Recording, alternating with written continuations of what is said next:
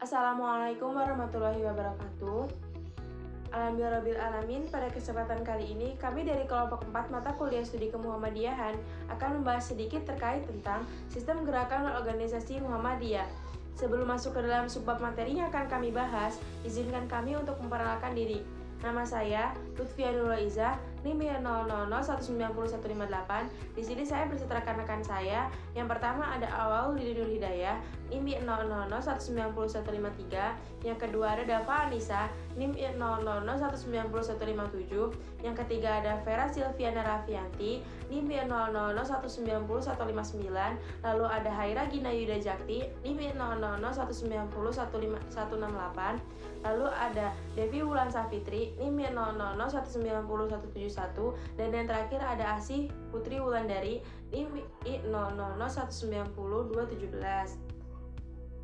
Pada materi sistem gerakan dan organisasi Muhammadiyah, di sini kami mencantumkan 6 subbab poin materi. Yang pertama ada ideologi gerakan Muhammadiyah, yang kedua ada sistem gerak organisasi Muhammadiyah, yang ketiga ada struktur organisasi Muhammadiyah, yang keempat ada majelis-majelis Muhammadiyah, yang kelima ada lembaga-lembaga Muhammadiyah, dan yang keenam ada organisasi otonom atau orto Muhammadiyah. Selanjutnya di sini saya akan membahas tentang subbab poin materi pertama, yaitu ada ideologi gerakan Muhammadiyah. Muhammadiyah sering menyebut dirinya sebagai istilah perserikatan, di mana suatu yang berserikat memiliki seperangkat idealisme dalam suatu sistem gerakan, baik yang berkaitan dengan wadahnya, anggotanya, maupun kepemimpinannya untuk mencapai tujuannya. Anggaran dasar Muhammadiyah dijadikan sebagai landasan konstitusi tertinggi Muhammadiyah, yang menegaskan bahwa Muhammadiyah adalah gerakan Islam, dakwah amar ma'ruf nahi munkar, dan tajhid, bersumber pada Al-Quran dan Al-Sunnah.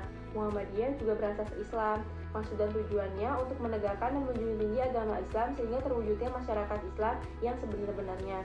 Guna mencapai tujuan tersebut, Muhammadiyah sudah menetapkan beberapa usaha yang selanjutnya diwujudkan dalam bentuk amal usaha atau badan usaha, program kerja, dan kegiatan yang berserikat. Yang selanjutnya ada fungsi dari gerakan ideologi Muhammadiyah. Yang pertama ada memberikan arah dan penjelasan terkait sistem paham kehidupan dunia yang dicandranya berdasarkan keyakinan dan paham agama Islam. Yang kedua, mengikat kesadaran kolektif yang berfungsi untuk mempertahankan ikatan ke dalam menghadapi tantangan maupun ancaman dari luar.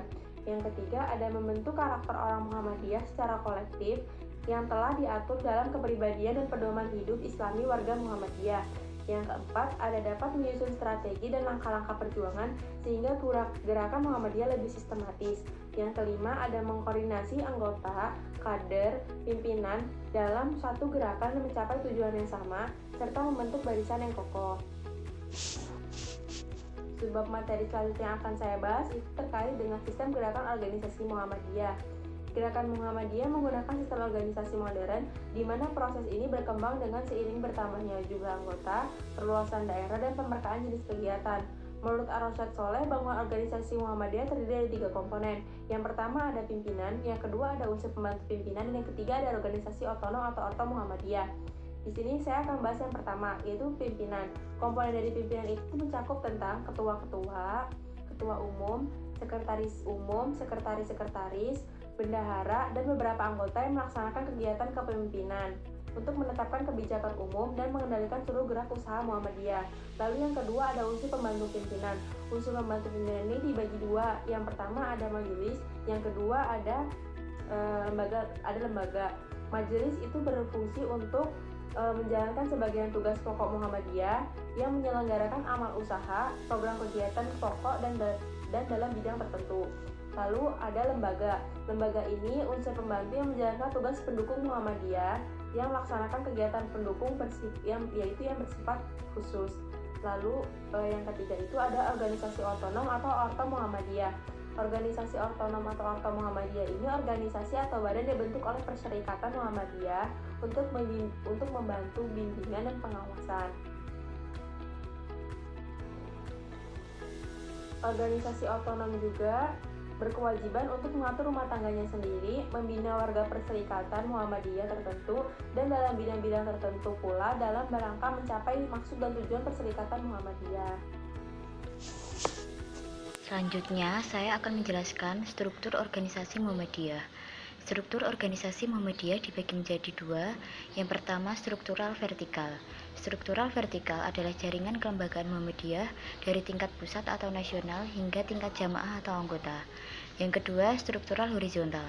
Struktural horizontal adalah jaringan kelembagaan Muhammadiyah dalam satu tingkat kepemimpinan yang terdiri dari pimpinan, majelis, lembaga atau badan, dan organisasi otonom. Selanjutnya, struktur vertikal. Dalam pasal 9 Anggaran Dasar Muhammadiyah, secara vertikal susunan organisasi Muhammadiyah dibagi menjadi 5. Yang pertama, pusat atau kesatuan wilayah dalam negara. Yang kedua, wilayah atau kesatuan daerah dalam satu provinsi. Yang ketiga, daerah atau kesatuan cabang dalam satu kota atau kabupaten. Yang keempat, cabang atau kesatuan ranting dalam satu kecamatan. Yang kelima, ranting atau kesatuan anggota dalam satu desa atau kelurahan. Selanjutnya, struktur horizontal. Secara horizontal, susunan organisasi Muhammadiyah dibagi menjadi 4. Yang pertama, pimpinan. Yang kedua, majelis. Yang ketiga, lembaga atau badan. Yang keempat, organisasi otonom. Dan berikut adalah bagian struktur horizontal. Saya Regina Yuda Jakti akan melanjutkan penjelasan selanjutnya mengenai majelis-majelis. Majelis yang pertama adalah Majelis Tarjih dan Tajdid. Majelis Tarjih adalah suatu lembaga dalam Muhammadiyah yang membidangi masalah-masalah keagamaan, khususnya hukum bidang fikih. Majelis yang kedua adalah Majelis Tablik dan Dakwah Khusus. Majelis Tablik mempunyai tugas pokok, memimpin dan melakukan program yang jelas meliputi seluruh aspek kegiatan dakwah yang tidak termasuk dalam tugas bidang majelis lainnya. Majelis yang ketiga adalah Majelis Pendidikan Tinggi, Penelitian dan Pengembangan. Majelis ini mengemban dua tugas sekaligus, yaitu mengembangkan kualitas dan kuantitas perguruan tinggi Muhammadiyah dan menyelenggarakan aktivitas penelitian dalam konteks pengembangan persyarikatan. Majelis yang keempat adalah Majelis Pendidikan Dasar dan Menengah. Majelis ini memikirkan kemajuan sarana dan prasarana pendidikan, administrasi, pergedungan, manajemen, kurikulum, dan silabusnya. Kelima adalah Majelis Pendidikan Kader. Visi majelis ini adalah tertatanya manajemen majelis dan jaringan agar mampu dan efektif untuk menjadi badan pembantu pimpinan yang maju, profesional, dan modern, serta untuk meletakkan landasan yang kokoh bagi peningkatan kualitas majelis dan program perkaderan. Yang keenam yaitu Majelis Kesehatan dan Kesejahteraan Masyarakat. Majelis ini bergerak oleh Kiai Haji Ahmad Dahlan dan dibantu oleh murid-muridnya atas kesadaran mengamalkan surat Al-Ma'un. Di samping itu, banyak gerakan kemanusiaan serta sosial yang semuanya telah merakyat dalam kehidupan masyarakat. Di mana ada Muhammadiyah, di situ ada gerakan-gerakan kemanusiaan dan kesosialan. Adapun tugas pokok MKKM adalah menanamkan kesadaran akan kewajiban hidup tolong-menolong dalam kebaikan dan ketakwaan, serta menggerakkan kegiatan anggota-anggota untuk beramal dalam bidang tolong-menolong sebagai rangkaian usaha untuk mencapai tujuan persyarikatan. Yang ketujuh yaitu Majelis Ekonomi dan Kewirausahaan. Majelis Ekonomi dibentuk dalam rangka memajukan perekonomian warga dan anggota Muhammadiyah sesuai yang tercantum dalam Anggaran Dasar Muhammadiyah Bab 2 Pasal 3 Ayat 8 yang berbunyi membimbing masyarakat ke arah perbaikan kehidupan dan mengembangkan ekonomi sesuai dengan ajaran Islam dengan mewujudkan sistem jamiah atau jaringan ekonomi Muhammadiyah sebagai revitalisasi gerakan dakwah secara menyeluruh. Maka Muhammadiyah terus membantu infrastruktur pendukung jamiah dalam berbagai bentuk. Yang kedelapan yaitu Majelis Wakaf dan ZIS. Muhammadiyah memiliki majelis wakaf dan kehartabendaan dimaksudkan agar barang wakaf dari perwakaf tetap lestari, abadi, mendatangkan kemanfaatan bagi agama, nusa, dan bangsa. Dan orang yang wakaf tetap mendapat amal jariyah. Persyarikatan Muhammadiyah sebagai pengemban amanat menjaga, melihara, dan melestarikan kebaikannya. Kiai Haji Ahmad Dahlan telah mempelopori wakaf dengan memberi tanah untuk mushola dan madrasah. Pada periode kepemimpinan KHAR Fahrudin, majelis ini diusahakan Badan Hukum pada pemerintah dengan SK Menteri Dalam Negeri RI tanggal 10 Februari 1972 yang menegaskan bahwa Persyarikatan Muhammadiyah sebagai badan hukum dapat mempunyai tanah dan hak milik. Yang terakhir yaitu Majelis Pemberdayaan Masyarakat atau MPM. Majelis ini merupakan majelis yang dibentuk setelah Muktamar Muhammadiyah ke-45 di Malang, sehingga merupakan majelis baru. Namun bukan baru sama sekali, karena ia merupakan kelanjutan dari Lembaga Buruh Tani dan Nelayan atau BTN pada periode sebelumnya. Majelis ini mencanangkan misinya sebagai berikut: tertatanya kapasitas organisasi dan jaringan aktivitas pemberdayaan masyarakat yang mampu meletakkan landasan yang kokoh bagi perintisan dan pengembangan kegiatan pemberdayaan serta mendorong proses transformasi sosial dalam masyarakat. Yang selanjutnya yaitu ada lembaga-lembaga. Yang pertama yaitu ada Lembaga Pengembangan Cabang dan Ranting atau disingkat dengan LPCR. Cabang dan ranting berperan penting dalam Persyarikatan Muhammadiyah, yaitu 1. Sebagai ujung tombak dalam perekrutan anggota dan kaderisasi. Yang kedua, sebagai ujung tombak dalam menjalankan dakwah keagamaan. Yang ketiga, sebagai ujung tombak dalam ukhuwah bersama organisasi lain. Yang keempat, menjadi duta persyarikatan di masyarakat. Dan yang kelima, menjadi ujung tombak dalam membela kepentingan umat. Selanjutnya ada Lembaga Pembina dan Pengawas Keuangan. Fungsi dan tugas lembaga ini adalah 1. Menyusun dan memasyarakatkan sistem pengelolaan keuangan persyarikatan, membantu pimpinan dan amal usaha. Yang kedua, membina dan mengawasi pengelolaan keuangan. Dan yang ketiga, melakukan kajian tentang sistem keuangan umum. Selanjutnya ada Lembaga Penelitian dan Pengembangan, yang tugas dan pokoknya yaitu 1. Penelitian dan pengembangan itu mencakup program penelitian dan pengembangan di PTM dan Gerakan Muhammadiyah. Dan yang kedua, dalam bidang penelitian dan pengembangan mempunyai fungsi dan tugas 1. Pengembangan database dan pusat informasi persyarikatan. Yang kedua, pengembangan kerjasama lembaga penelitian.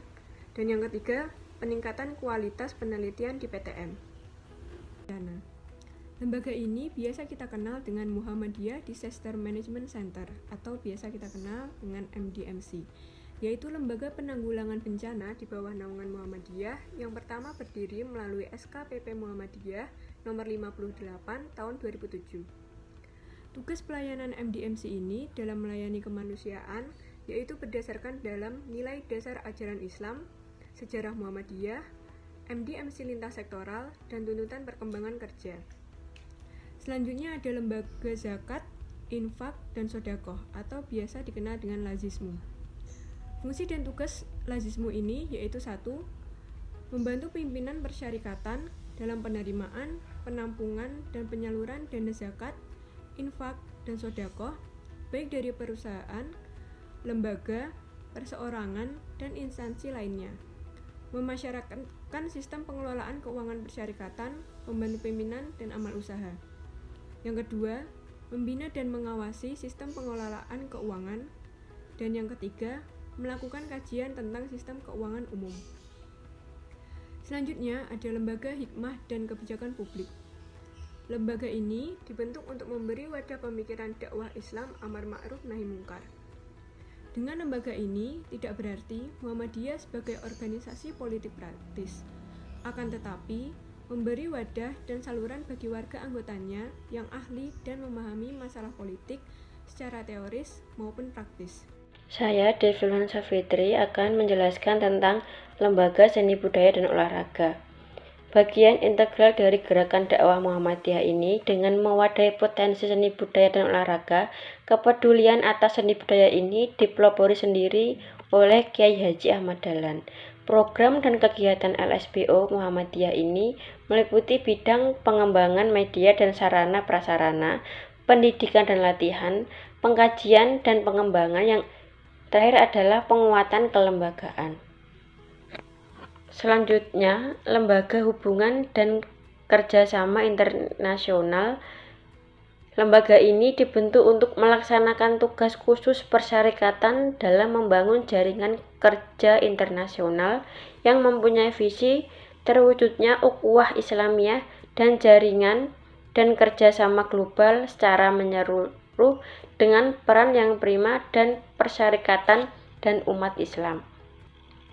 Selanjutnya, Lembaga Pengembangan Pesantren Muhammadiyah yang berfungsi sebagai unsur pembantu persyarikatan dalam pelaksanaan program dan kegiatan hukum persyarikatan bidang pengembangan pesantren.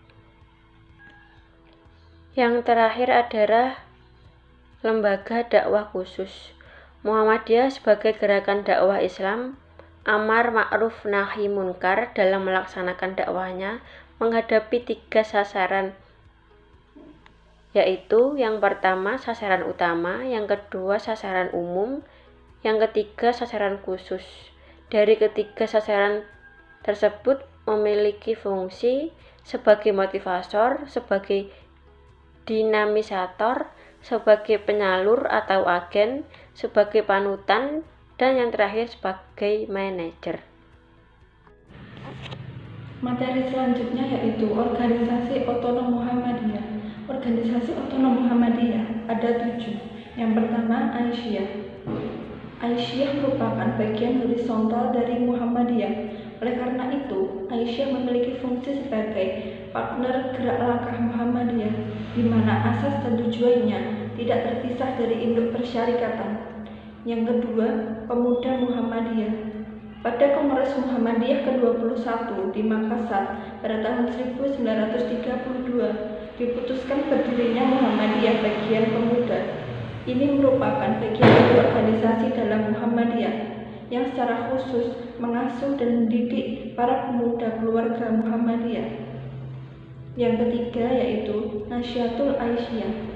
Nahdlatul Aisyah adalah organisasi otonom dan kader Muhammadiyah yang merupakan gerakan putri Islam bergerak di bidang keagamaan, kemasyarakatan, dan keputrian. Maksud gerakan putri Islam ialah menggerakkan putri-putri Islam untuk memahami dan mengamalkan ajaran Islam. Yang keempat yaitu Ikatan Mahasiswa Muhammadiyah. Ikatan Mahasiswa Muhammadiyah atau yang biasa disebut dengan IMM adalah sebuah organisasi gerakan mahasiswa Islam sekaligus organisasi otonom Muhammadiyah yang bergerak di bidang keagamaan, kemahasiswaan, dan kemasyarakatan. Yang kelima yaitu Ikatan Pelajar Muhammadiyah atau disingkat IPM.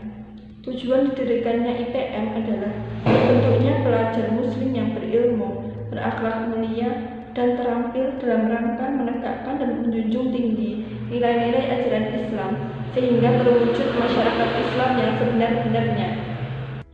Yang keenam, Tapak Suci Putra Muhammadiyah atau TSPM, organisasi otonom di lingkungan Muhammadiyah yang berakidah Islam, bersumber pada Al-Quran dan As-Sunnah, berjiwa persaudaraan, berada di bawah naungan Persyarikatan Muhammadiyah sebagai organisasi otonom yang ke-11.